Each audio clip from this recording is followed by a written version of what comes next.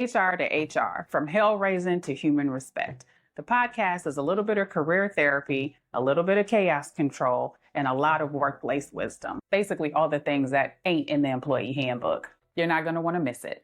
Hello, everyone. I am so glad that you're here. I am Dr. Ebony L. Baylor, creator, host, and curator of HR to HR podcast, from hell raising to human respect.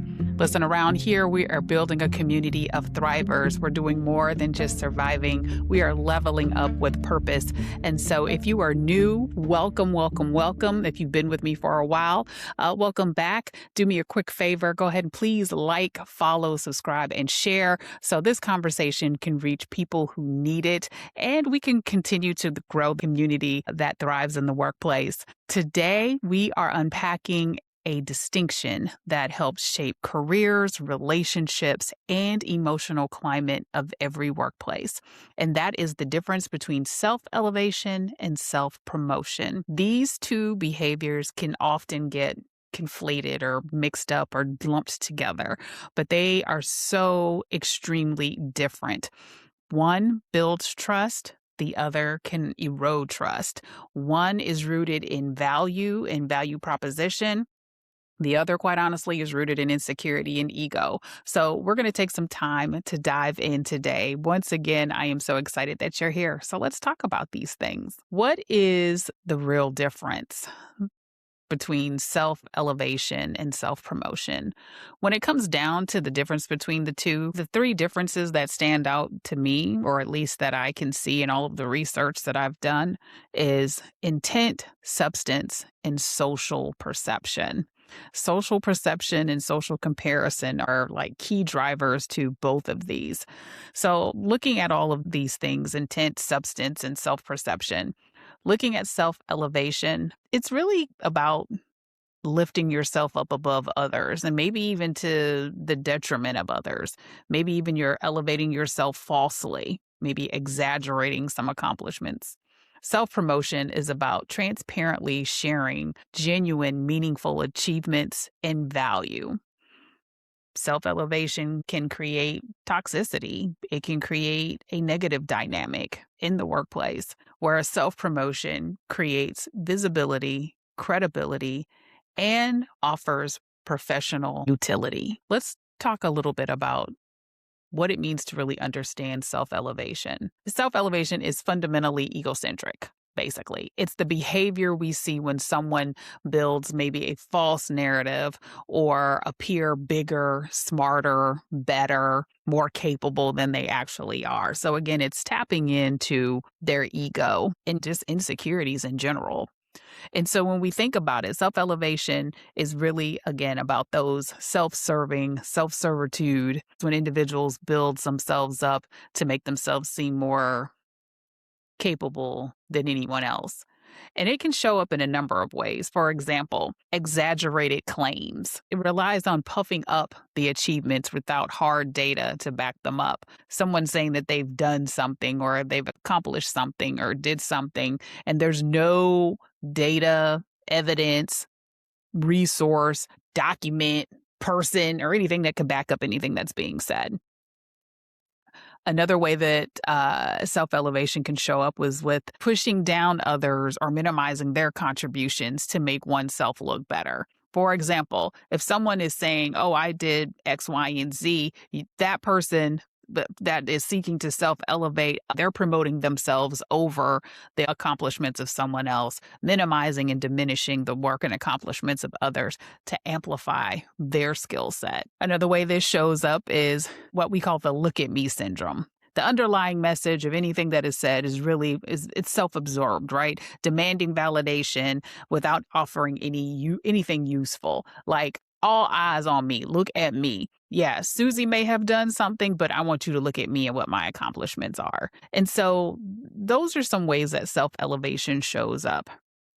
Very interesting. At the core of self-elevation, it is driven 100% by insecurity and the need for that ego protection. Like, I need my ego stroked. I need my ego fed. So again, it's 100% just ego driven. So, when we think about self elevation and ego and insecurity, what is the impact? It alienates people, it erodes trust, it creates distance because, quite honestly, people don't necessarily want to be around or involved with folks that tend to self elevate, especially when it causes hurt and harm.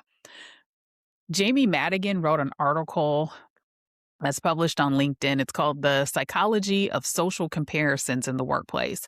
What friends are for. And this is a really good article. And what resonated with me is that we naturally compare ourselves to similar people to judge our own value in the workplace. That happens all the time. If I want to know how I'm doing in my career, I will tend to compare myself with others that are in the same space, same field, have similar accomplishments, same ambition, same effort. Comparison is not the bad thing, but where comparison can go awry is it can do two things.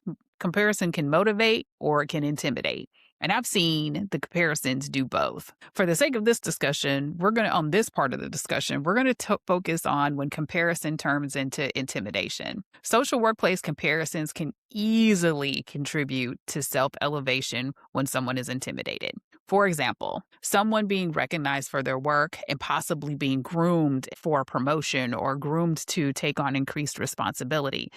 And someone coming along with that look at me kind of energy to diminish the capabilities of the person while amplifying again their own skills or contributions. It's very telling. It signals intimidation, insecurity, and possibly FOMO, right? Why is this person being elevated, or why is this person being promoted, or why is this person being considered for whatever the opportunity may be when I'm doing this, I'm doing that. I am so much more skilled at what have you. Again, that self elevation while diminishing the contributions of others. That's that self elevation. And again, social comparison in the workplace. And when someone is intimidated, turns into these things that we're just talking about. Again, it can easily just go south. Let's transition a little bit and talk about self promotion and what that looks like. Self promotion is really not about the self. It's about the skill. It's about capabilities. And so when we look at self promotion, it's a fine line, but it's not about bragging. It's about visibility, accuracy, transparency, and service, collaboration, collective. Healthy self promotion is deliberate and, quite honestly, a necessary skill to bring visibility to actual skills and value. Self promotion is, again, not bragging. It's really anchored in value proposition, in showing value. It communicates how strong your skills are. It communicates ideas that can help solve problems for the organization or community or department. It's fact-based, right? It relies on accurately announcing goals reached, metrics, tangible improvements. There's data, there's information available to back these contributions up and document that you've brought forth value. Self-promotion is collaborative. Again, it's about the collective. Healthy self-promoting acknowledges how their leadership or teamwork enabled a group success rather than acting as a lone wolf or a solo hero. Lastly, self-promotion is idea-focused. It often shifts the spotlight from the person to the creation. So instead of saying, look what I did or look how great I am, it focuses and shifts on the idea and gives attention to the solution or the action that's contributing value. Self-promotion, again, is rooted in clarity, growth, and professional contribution. So if we take a minute and go back to the social comparison in the workplace, motivation and intimidation. This time leaning into motivation, self-promotion would allow the celebration of collective contribution and added value, and perhaps even inspire more collaborative opportunities to contribute, partner, and bring skills and capabilities. It's not about how great you are. It is truly about what you bring in terms of value and contributions. Bonnie Marcus wrote an article, Why Taking the Self Out of Self-Promotion is the Best Way to Promote Yourself. And the key takeaway here, there is extreme value in taking yourself out of self-promotion and basing it on your work and your value proposition. So now we've taken just a few minutes to go and do a little compare and contrast about understanding self-elevation and understanding self-promotion. So let's just do a quick comparison if we put them side by side. So I'm going to dive into maybe 5 different things. Let's talk about intent. Let's talk about truth. Let's talk about team dynamic. Talk about audience impact. And let's talk about psychological root. Those are 5. So intent. Self-elevation wants to look superior. You want to look smarter. You want to look better. You want to look more capable. That is self-elevation. Self-promotion wants to share value. What is the value add? What is the solutions being brought for? What is the value to contributing to an overall solution? That's one, intent. Truth. Self-elevation exaggerates. It exaggerates. Excessive embellishment. Self-promotion verifies. Again, there's documentation, there's metrics, there's things, there are tangible outputs to show that value has been added in self-promotion. Okay, that's point number 2 with truth.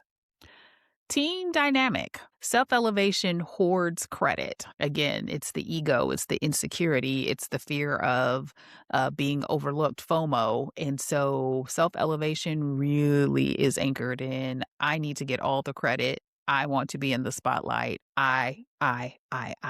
Whereas self-promotion, again, thinking back to what the article shared about removing self from self-promotion, it distributes the credit. Again, it's an opportunity to highlight working collaboratively and the success of a collective and what your contribution was and your value add was to a collective whole. It's different, right? Audience impact. Just think about this for a second. Self-elevation creates distance. If you're engaging with someone who has a tendency to self-elevate on a regular, you're not really going to want to engage with them. Probably not going to want to partner with them, collaborate with them, because it's not going to be a collaboration of sort. They create distance. Self-elevation, the act in and of itself, and the individuals that lean into this create distance. Self-promotion builds trust. It builds collaboration. It fosters and invites a collective mindset and a growth mindset. And people want to partner with individuals who work collaboratively, period. Lastly, the psychological root. And I think we talked about this a couple of times already. Self-elevation is anchored in ego and insecurity, whereas self-promotion is anchored in growth. So this is a little quick side-by-side comparison anchored again in 5 things: the intentions, truth, team dynamic, audience impact, as well as psychological root. Lastly, let's talk about why this matters. It is so important to recognize that in every workplace, people are watching how we talk about ourselves. Not only are people watching how we conduct ourselves, but they're watching how we talk about ourselves, how we refer to ourselves. And so in our conversations and our communication and wherever we may have that opportunity to interact, are we inflating our skills? Are we inflating our capabilities? Are we doing that at the expense of diminishing and overshadowing somebody else? Are we diminishing and devaluing the contributions and the work of other people for the sake of self-elevating? And lastly, is what we saying true? I mean, are we accurately naming our contributions and our value add? Are we accurately reflecting and communicating what our contributions are to solving situations or projects and things of that nature? Because the fact of the matter is, visibility is not vanity, but distortion in either direction is harmful. Distortion of the facts in either direction is harmful. So healthy promotion helps you and the people you work with understand what you bring. Self-elevation, on the other hand, it has the ability to fracture relationships, minimize and diminish trust, and destroy credibility. If you're trying to navigate the distinction between self-elevation and self-promotion for your own goals and your own career, you might want to ask yourself some questions. Like, here's questions we can just throw your way. What do you want to be known for? What is it that you're trying to be? What is it that you're trying to share, right? What are you saying and how are you showing up? What achievements are you wanting to share? And then lastly, who's your audience? Who are you engaging with? Is this your boss? Is it a recruiter? Is it, other people in the department? Once you have identified these things, you can shape your message so that it is impactful, accurate, and grounded in value without coming across as bragging or self-inflating. It's very important to be able to navigate between the two. In closing, it's important to recognize that you are you. You have value. You have value to add. And so lean less on self-elevation because that is 100% about ego, and lean into self-promotion, which is about contribution and value add. You don't want to isolate, but you want to connect. And so when we learn to promote ourselves with clarity, honesty, and generosity, we not only advance our careers, but we strengthen the environments that we are part of. That's all I have for now. Thank you so much for joining HR to HR today. Please make sure that you like, follow, subscribe, and share. Friends, stay respected by being respectful. Until next time.